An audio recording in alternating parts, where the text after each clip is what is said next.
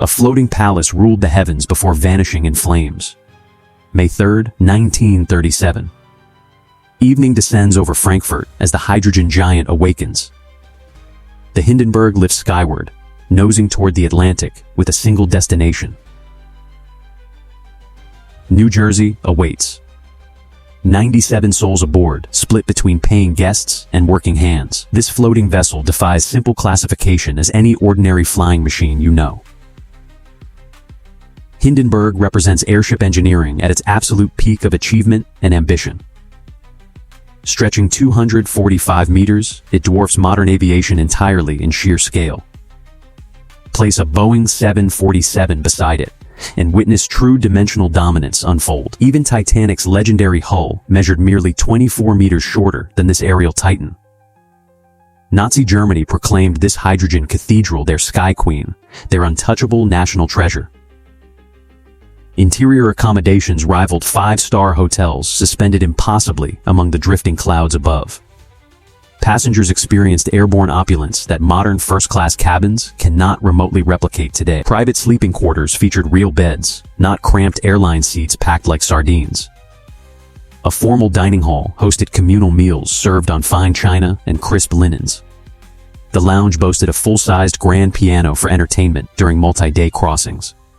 Reading rooms and writing desks invited passengers to document their extraordinary aerial voyage. $700 purchased passage in 1937 currency, a staggering fortune then. Adjusted for inflation, that ticket cost eclipses several thousand modern dollars per journey. Only society's wealthiest elite could afford boarding passes for this exclusive sky service. May 6th arrives. 3 grueling days crossing ocean winds finally ends above American soil. Lakehurst Naval Air Station in New Jersey prepares for the descending hydrogen colossus. 7 o'clock evening hour. The ship begins its controlled descent toward waiting ground crew. Dozens of handlers grasp mooring ropes using specialized techniques unique to airship landings. Spectators gather in anticipation, recognizing this moment carries profound historical weight and significance. Camera crews position equipment to capture the majestic touchdown for newsreel audiences worldwide. Storm clouds gather menacingly, wind gusts challenge the captain's navigational calculations and timing. A sharp banking maneuver aligns the ship's massive profile with prevailing wind direction. Ground crew sprints beneath the shadow, securing lines as altitude drops toward final approach. Landing procedures near completion when catastrophic detonation splits the darkening sky apart instantly. Flames engulf the entire structure in one horrifying, unstoppable surge of chemical fury. 34 seconds. Just over half a minute erases the pride of German engineering. Metal skeleton collapses into smoldering wreckage before hundreds of witnesses frozen in horror. The Hindenburg catastrophe sends shockwaves rippling through global aviation and political circles alike. Investigators scramble to determine what invisible force triggered this sudden aerial cremation event. Experts develop 3 competing explanations, each carrying disturbing implications for different parties involved. Theory 1 proposes deliberate sabotage targeting Nazi Germany's most visible propaganda achievement. Anti-Nazi activists or foreign operatives possibly planted explosive devices to humiliate the regime. Some conspiracy theorists pointed fingers directly at Hitler himself, ordering the ship's destruction. Why would Hitler demolish his own nation's celebrated technological triumph and status symbol? The airship company's owner, Hugo Eckener, publicly criticized Hitler despite escalating Nazi intimidation. Eckener stood among the rare few Germans openly defying Hitler throughout the regime's rise. Publicly opposing Hitler in 1933 required extraordinary courage bordering on suicidal recklessness. Nazi authorities attempted arresting Eckener immediately after consolidating power throughout German government institutions. President Paul von Hindenburg personally blocked the arrest, protecting Eckener from Gestapo persecution.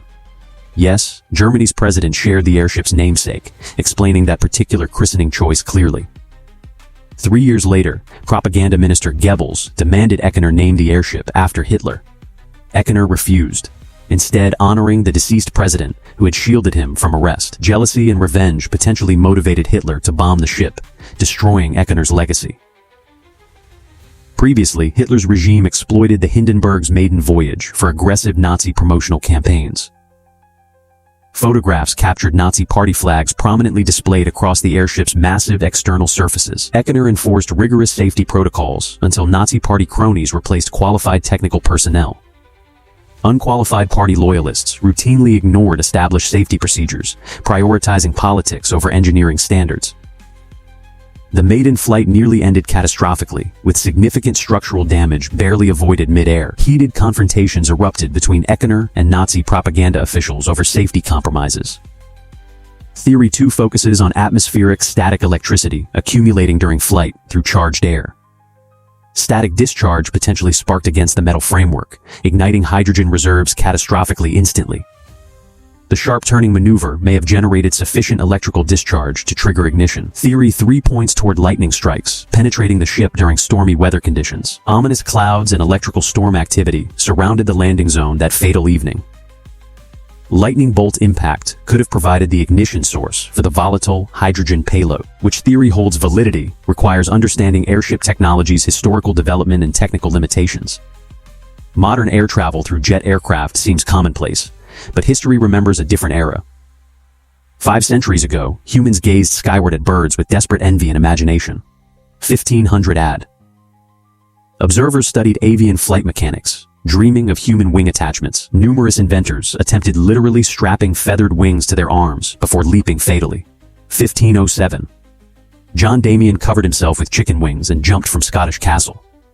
He flapped desperately while plummeting, shattering bones upon impact with unforgiving stone ground. Afterward, Damien blamed his failure on using chicken wings instead of eagle feathers. History records countless similar attempts from towers, cliffs, and walls using makeshift contraptions.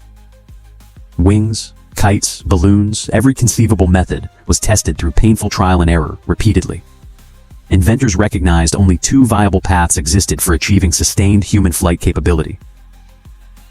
Make yourself lighter than surrounding air through buoyant gas displacement technology. Generate overwhelming thrust power capable of lifting heavier than air vehicles skyward.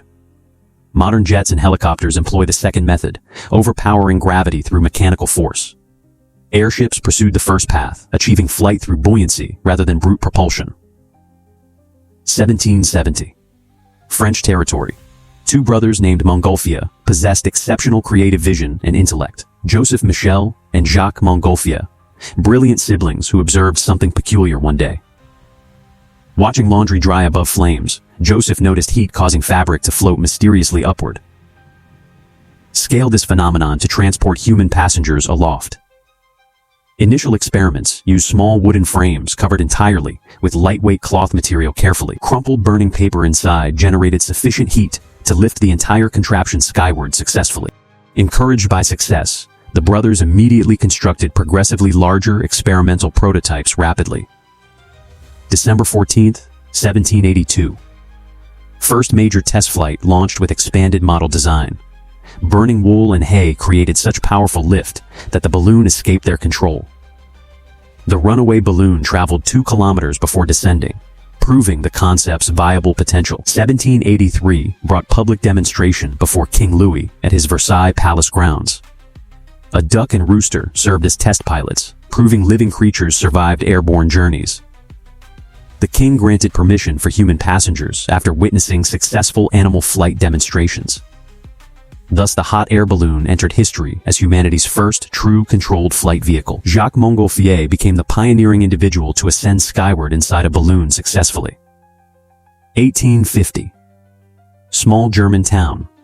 A boy with an impossibly long aristocratic name lived. Ferdinand Adolf August Heinrich Graf von Zeppelin, his complete formal designation at birth.